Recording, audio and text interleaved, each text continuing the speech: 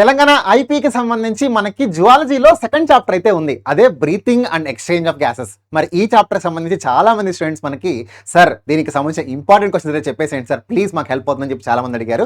Yes, video is finally here. So మీరైతే ఒక look వేసేయండి. సో జనరల్గా మనం చూస్తే ఐపీకి సంబంధించి ఈ చాప్టర్లో మనకి వెరీ షార్ట్ ఆన్సర్ క్వశ్చన్స్ అయితే వస్తున్నాయి. సో వీటిలో మీకు నేను ఇక్కడ కొన్ని క్వశ్చన్స్ అయితే ఇచ్చేసాను. ముందుగా ఇక్కడ కొన్ని క్వశ్చన్స్ చూడండి. Define టైడల్ volume, residual volumes and vital capacity. So ఈ క్వశ్చన్స్ అనేటువంటిది మనకి పక్కా ప్రతిసారి కూడా ఏంటంటే దీనికి సంబంధించి ఏదో ఒక విధంగా క్వశ్చన్ అయితే ఇస్తూ ఉంటాడు. సో కాబట్టి ముందుగా వాల్యూమ్స్ అయితే చూసుకోండి. వాల్యూమ్స్ కెపాసిటీస్ చాలా ఇంపార్టెంట్ మన breathing and exchange of gases సంబంధించి. సో టైడల్ వాల్యూమ్ అంటే ఏంటి, రెసిడ్యువల్ వాల్యూమ్ అంటే ఏంటి, వైటల్ కెపాసిటీ వీసీ అంటే ఏంటి అనేటువంటిది ప్రాపర్గా చదువుకోండి. అండ్ దాని తర్వాత నెక్స్ట్ క్వశ్చన్ ఇంపార్టెంట్ ఏంటంటే name the fluid and double membranous layer surrounding the lungs.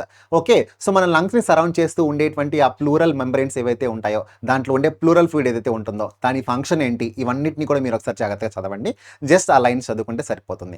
And దీని తర్వాత name the occupational respiratory disorders. So disorders కూడా మనం ప్రాపర్గా చదువుకోవాల్సి ఉంటుంది. సో ఆస్తమాకు సంబంధించి కావచ్చు, ఈవెన్ ఆక్యుపేషనల్ రెస్పిరేటరీ డిజార్డర్స్ కావచ్చు, వీటిని మనం పక్కాగా చూసుకోవాలి.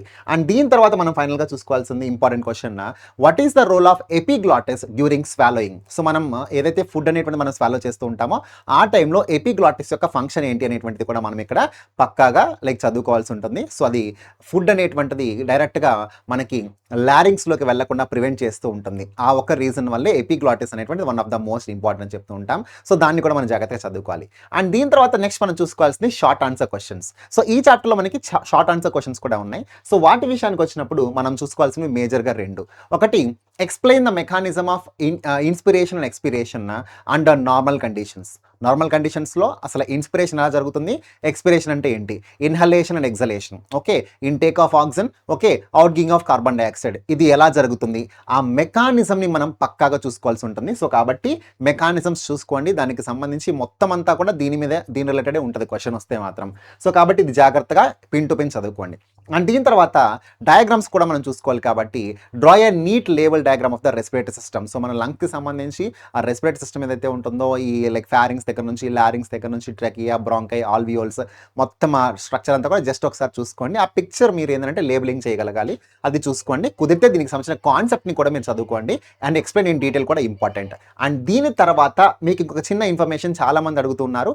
ఎవరైతే లైక్ ఈ ఐపీఏతో పాటు ఎప్సిట్ కూడా ప్రిపరేషన్ చేస్తూ ఉంటారో, సో మీరు ప్రిపరేషన్ ఇప్పుడు నుంచి స్టార్ట్ చేస్తే బెటర్. అందుకోసం మనకి 1,00,000 బ్యాచెస్ ఇక్కడ ఉన్నాయి. సో 1,00,000 బ్యాచ్లో మనకి రెగ్యులర్ బ్యాచ్ ఉంది, ఇన్ఫినిటీ బ్యాచ్ ఉంది. అండ్ ఈ ఒక ప్రైస్ అనేటువంటిది మనం చూస్తే రెగ్యులర్ బ్యాచ్ అనేది మనకి 2,499 వస్తుంది. అండ్ ఇన్ఫినిటీ బ్యాచ్ అనేది 2,990 రూపీస్కి వస్తుంది. సో పర్చేస్ చేసుకోవాల్సిన వాళ్ళు లింక్ డిస్క్రిప్షన్లో ఉంది, పర్చేస్ చేసుకోండి. అండ్ ఈ చాప్టర్ సంబంధించిన పీడిఎఫ్ అనేటువంటిది మీకు కామెంట్ సెక్షన్లో మీకు అయితే దీనికి సంబంధించి లైక్ డిస్క్రిప్షన్లో మీకు ఇక్కడ దీనికి సంబంధించిన లింక్ అయితే ఉంది. సో దాన్ని క్లిక్ చేసుకొని ఈ పీడిఎఫ్ అయితే మీరు పొందొచ్చు. Thank you and all the best.